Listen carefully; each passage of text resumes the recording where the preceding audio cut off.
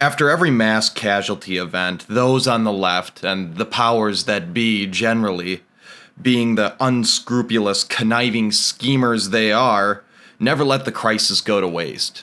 Before the blood is even dried on the ground, especially when the perpetrator meets their target demographic, every media outlet and left-leaning politician is salivating, chomping at the bit, using the event to desperately push a narrative that, perhaps this time, will finally allow them to disarm their political adversaries.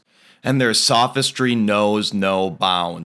You'll hear the same tired old claims that the founders never could have envisioned that such mass casualty-producing weapons would exist, or you don't need an AR-15 for hunting, or a well-regulated militia means state national guards, not the populace, or perhaps the most egregious, no freedom is absolute. It would seem that even the President of the United States has forgotten the history and the purpose of the Second Amendment, among other things like how to tie his shoes, probably. So here is the reminder they so obviously require. The founders were crystal clear in their intent.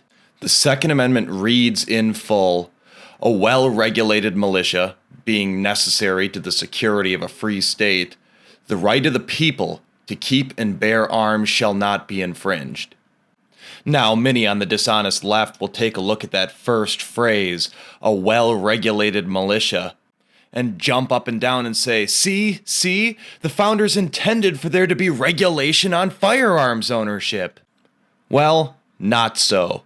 One of the earliest usages of the term well-regulated militia, in tandem with the term ill-regulated militia, was in Andrew Fletcher's Discourse of Government with Relation to Militias. And taken in context, well-regulated means well-trained, provided for, equipped. Now, Thomas Jefferson had read this particular tome and had a high opinion of its author. This was the common understanding of the phrase. Don't believe me? Well, read the full text. It's linked in the description.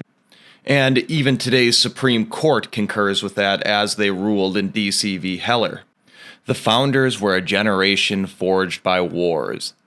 They had seen the consequence of an ill-regulated militia firsthand. Death. Defeat.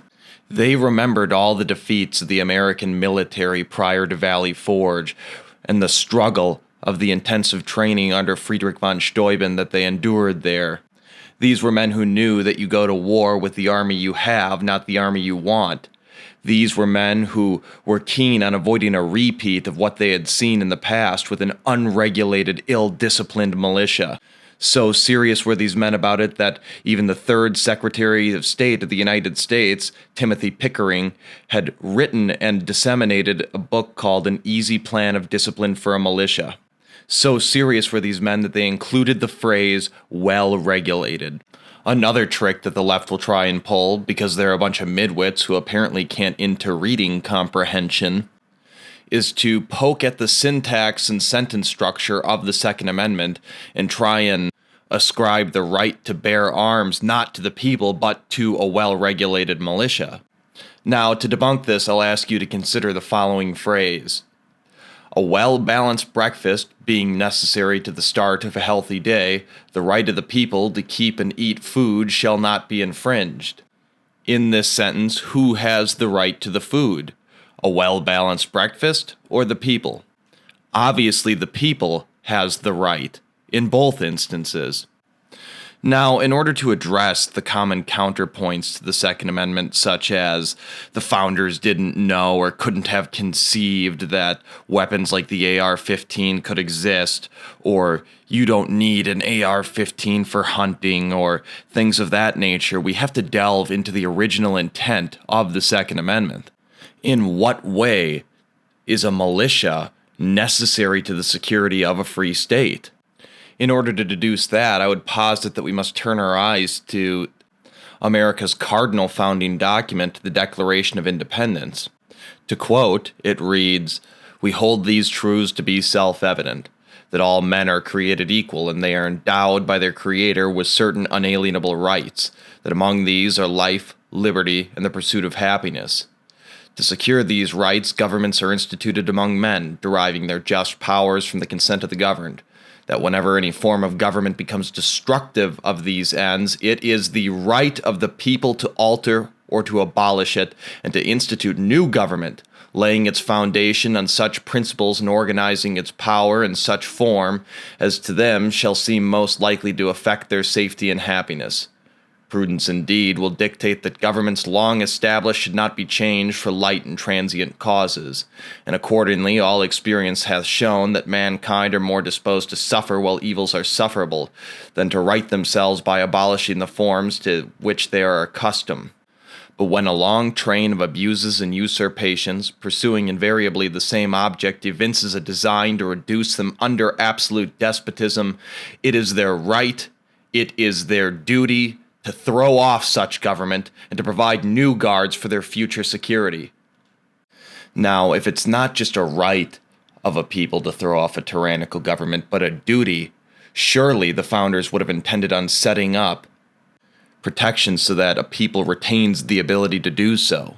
The intent here was clearly to ensure that militias would achieve a degree of relative parity with conventional standing armies.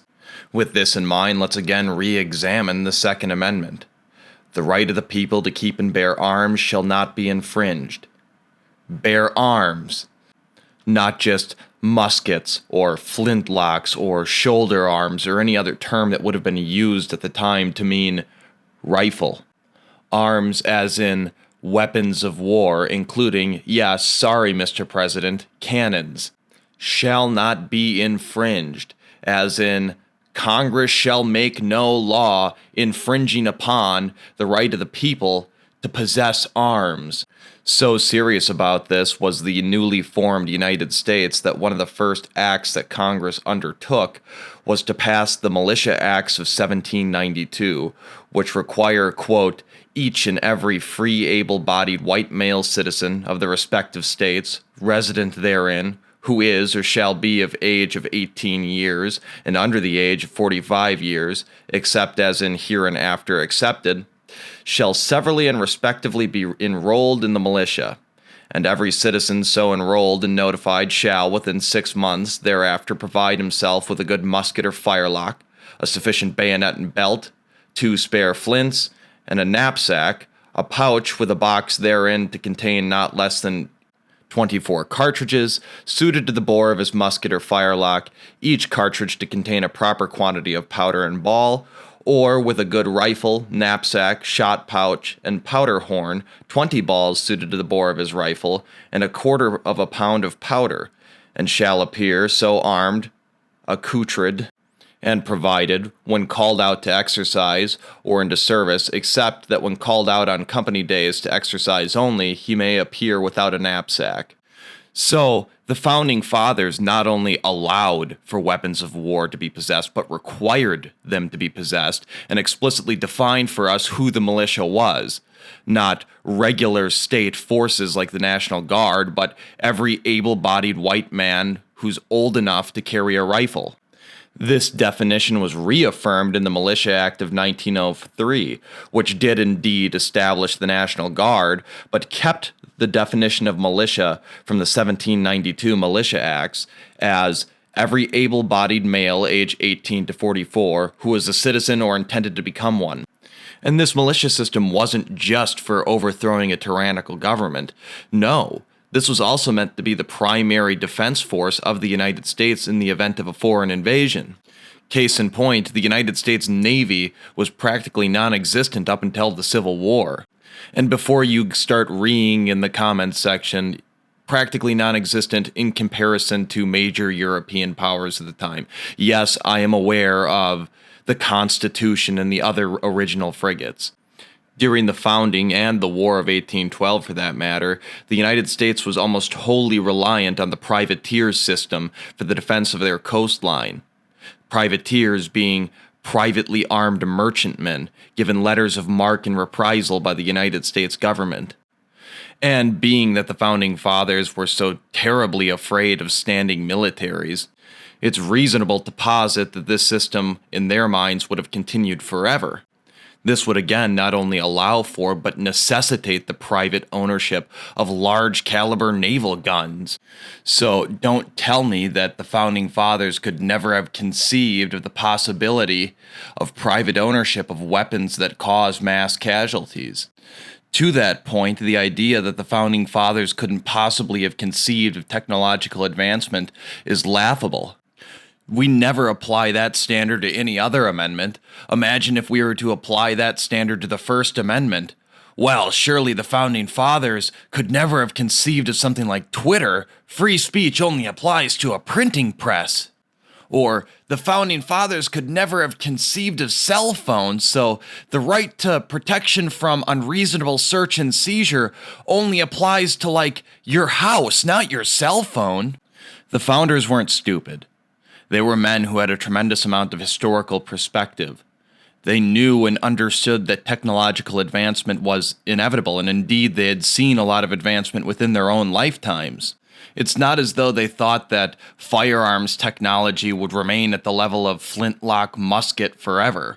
And in fact, repeating rifles and repeating cannons existed at the time in that day and age. Guns like the Cookson repeater or the harmonica gun or the puckle gun. I won't enumerate them all right here, but for those of you who are interested, I will link it in the description. All this to say, arguments against civilian possession of weapons of war are specious at best, and the left knows it. Really, they ought to just step up and say what they truly mean. They want to disarm you, their political opponents, because they want to do things they feel like you would shoot at them for. Remember that. Now that we've dealt with the left, it's time that I turn my attention to my own side of the aisle with respect to the Second Amendment. First, I'd like to say that simply having a goal of conserving or preserving the small amount of the Second Amendment rights that we have left is not a sufficient goal. If all we aspire to be, is a group that reacts to any attempt to take more gun rights away from us, then the conclusion is inevitable. We will continue to see our gun rights whittled away bit by bit until we resemble Europe and Australia in terms of our gun rights. No, we need to take the proverbial offensive. We need to take a page from the book of those on the left. We need to actively be agitating for things. We need to raise holy hell about things like the National Firearms Act and the Hughes Amendment and not stop until they've been repealed. Shall not be infringed means do not regulate them. Be unwilling to compromise or reason with these people. It is your way or the highway. If you give them an inch, they'll take a mile. If you give a little bit of a concession, it will never be enough. They'll just come back for more. Furthermore, firearms are not an end in and of themselves. They're a means. Consider what you're called upon by the founders to be. A well-regulated militia. Well-regulated. Purchasing and owning a firearm will not confer upon you some sort of magical military prowess. If you do not train, you don't have an instrument of providing for the common defense and protecting the blessings of liberty. You have a 7-pound paperweight, a very expensive one at that. Understand that even in the modern era, fighting is both an athletic and an academic endeavor. That old axiom of Thucydides still rings true. The society that separates its scholars from its warriors will have its thinking done by cowards and its fighting done by fools. So go. Regulate yourselves. Yes, train and shoot often. Practice the fundamentals of good marksmanship, but there's more to it than that.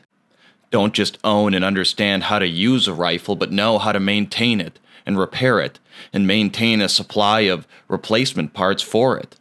Hone your body.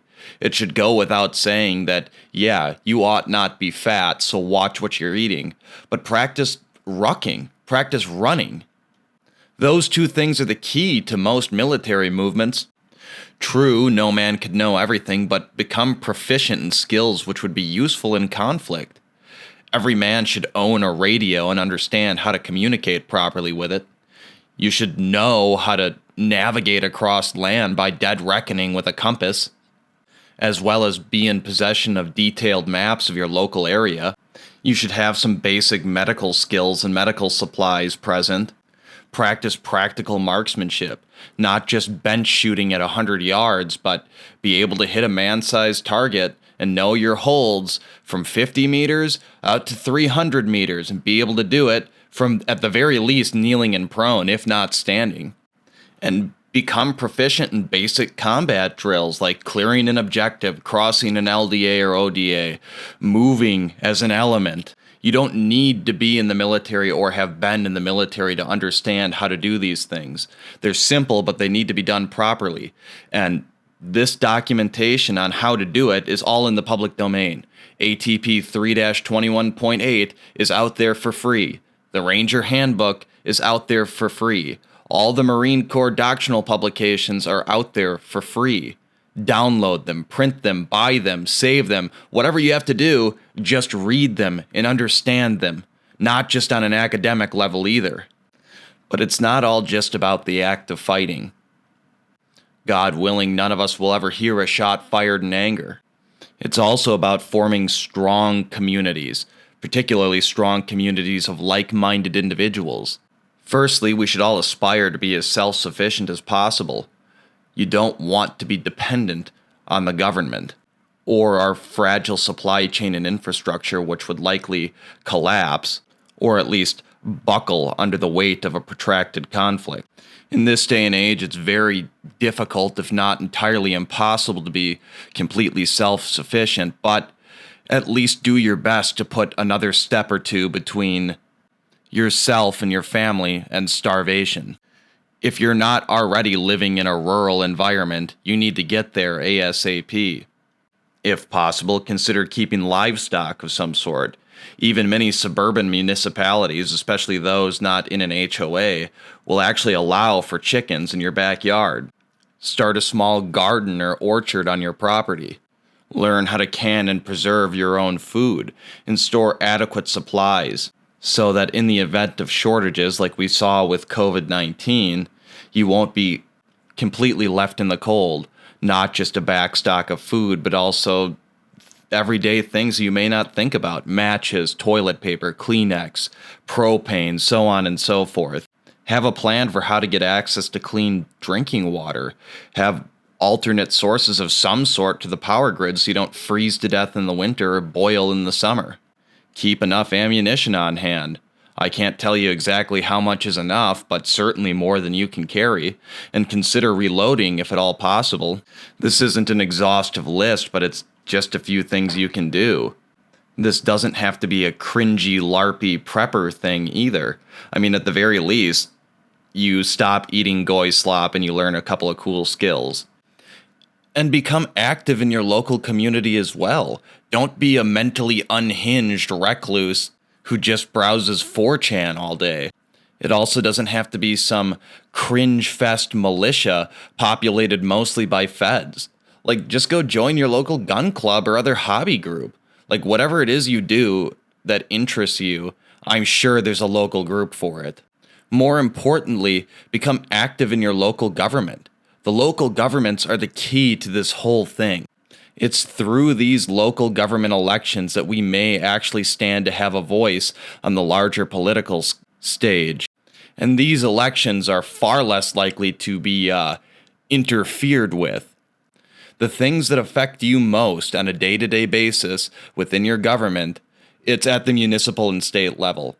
Don't cede control of small governments to your local soccer moms. That's how we ended up with things like critical race theory poisoning the minds of our children. And to that end, if you have children, pull them out of public and private school and homeschool them. Don't let some shit-lib 20-something teacher melt their minds with propaganda. Having said that, you also can't completely shelter them because they need to build up some sort of immunity to this sort of thing. But I digress. I know it's difficult to learn how to live within the means of a single income in this day and age, especially with the way the economy has gone since the advent of mass immigration. But you need to learn how to do it. In order to protect your children from public schools, you need to have one of the two parents at home. to say nothing of the positive effects that would have on the well-being of your marriage and your children. Live below your means. If you're motivated enough, I promise you'll find a way to do it. Here's a tip for how to get started. Cancel your subscriptions to all these services run by people who hate you. Avoid shopping at woke retailers as much as possible. There you go.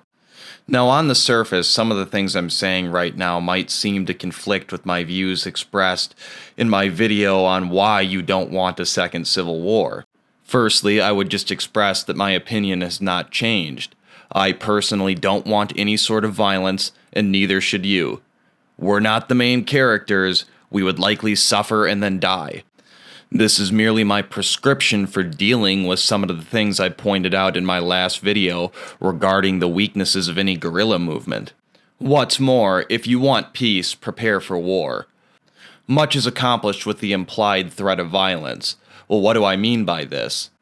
I don't mean for you to threaten to play a game of Minecraft with your local left-leaning politician. No, I'm talking about groups like BLM, a group of like-minded individuals who banded together though their views were radical and accomplished some real political change because their message was clear. Genuflect at our altar, or we will have a fiery but mostly peaceful protest in your area. Now, I'm not saying we stoop to that level per se or engage in any violence like that, but it does work and we need to start taking pages from their playbooks. Secondly, this is just general life advice for how to be happier, like go hang out with your friends, learn cool skills. And thirdly, it's a call to return to that American culture that made the well-regulated militia such a threat to enemies foreign and domestic. It used to be that behind every blade of grass was a well-equipped, well-trained, mostly self-sufficient rifleman who was just downright ungovernable. Now, by and large, there's a morbidly obese, retarded slob on a mobility scooter. If you're sick of the way you're being governed, then perhaps it's time to become ungovernable. I'm Jim Dewey, and this has been Combating the Narrative.